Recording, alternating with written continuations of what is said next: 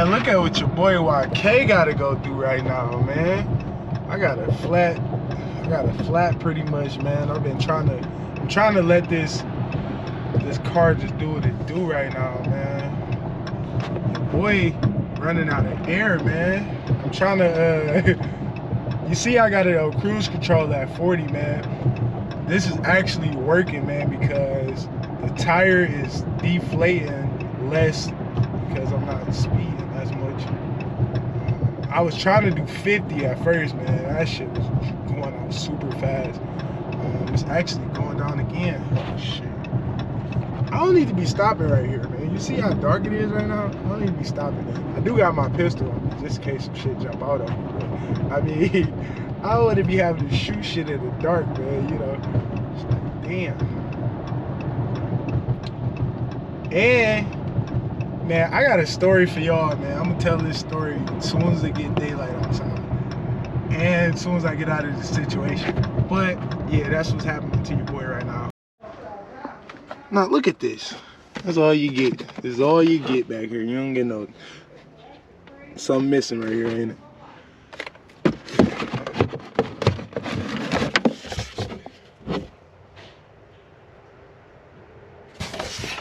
You know what this is? Because that's all you get back here. Yeah, you already know it. It's your boy. Without introduction, you know I don't need no introduction. But I'm going to do it anyway. It's your boy, YK, and I'm in the Scatty! Yeah, man, we in the Scat right now. Yes. Yeah, I'm in the Scat today, man. And I got some, I mean, it's going to be some new news to some of y'all. Some of y'all probably already like, okay, I get it. So, yeah. So yesterday, man, as you guys can see, man, my tire, I was having a lot of problems with my tire last night, man. So I'm driving home from work, you know, typical stuff that I do, you know, driving home from work. Somebody was driving slow, man, so I tried to like get around them, and when I did that, like I just heard this noise. So I'm like, damn, I just ran over something. So when I figured out that I ran over something, my tire, I'm like, man, I gotta check on this shit, man. I'm like, I gotta check under the car, man, because I felt like I ran over something that was crazy, you know. So next thing you know, my tire just started going low. So I get on the freeway, man. I was already getting on the freeway, so I had to get on the freeway. So my tire going low, man, and I'm like, man, just let me make it to the gas station. So I make it to the gas station, and once I get there, pretty much what happens is the tire just stopped moving, period. So I'm like, all right, maybe I should just put some air in here, and that's maybe the problem, you know. So I put some air in there. It got all the way back up to like 38.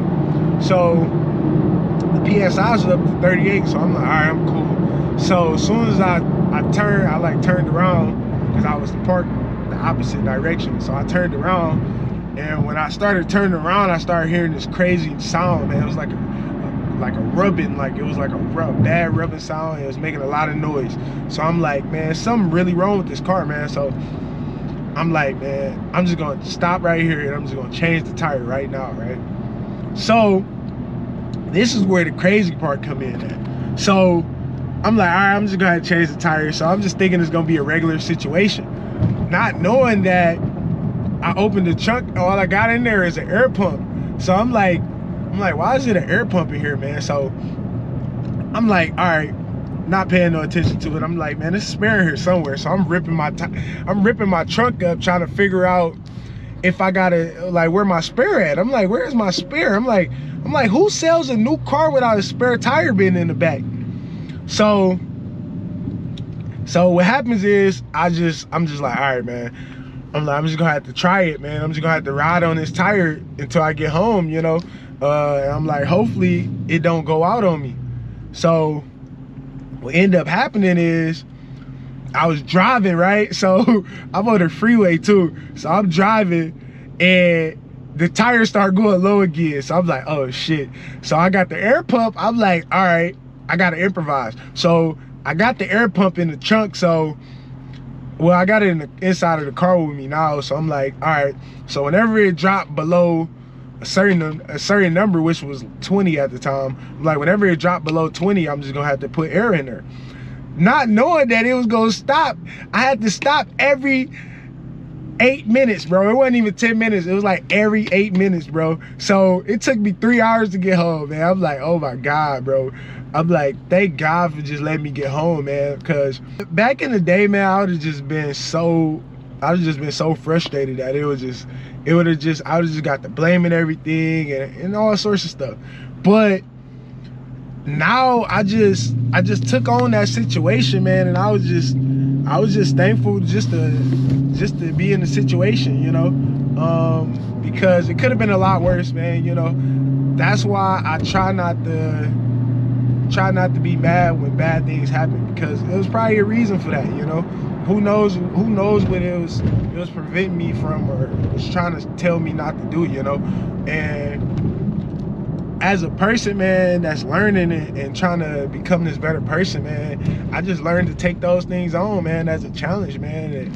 And it became like my mission to get home at that point, because nothing was working for me, man, as far as like the tire stand all the way up. I couldn't find a spare. So I'm really just like, okay, man, if I could just make it home, man, that'd be enough for me, man, and I'd be happy with that, you know. So what happens is, it's just like a thing that happened to me where I'm just thankful. I was just thankful at the moment just for being able to travel, you know, and my tire just not be stranded, you know, because I technically wasn't stranded, you know. I was still able to drive on it. So fast forward to today, right? So my car, I take my car in, and I find out that the rim was messed up. So the rim was making the car deflate, because my car didn't really have like a flat, like it wasn't flat, like it wasn't going flat. It just kept it was just weird, man. Like I was hearing this crazy noise. So the noise was coming from my car pretty much losing air, because it wasn't connected to the tire. So my rim wasn't connected to the tire. So they just had to fix my rim or whatever. Once they fixed my rim, I was good. So yeah, man, what I ended up finding out is that SCATPACks do not come with a spare tire, man. So any of you that buy a SCATPACK, do not think that you gonna have a spare tire in your back. They give us the air pump instead, man. And I didn't know that, man. I don't know if you guys know that, but I had to let you guys know, man. Hey, what you doing down there? But yeah, man, this video is just meant for you, man, just to look on the brighter side of things, man. Like, even when things are unfortunate in the world, man, you just got to look on the positive end of it. It could have been a bigger reason for certain things happening, you know. And it was meant for me to figure that out, you know. It was meant for me to find out that I didn't have a spare tire in my trunk, man. That if something happens, you definitely got to just call roadside or something like that. So yeah, man, I'm just thankful for that, man. Just thankful for learning some information, man, that I didn't know. But yeah, thank you guys for watching. I appreciate you guys. We at 100. We at 100.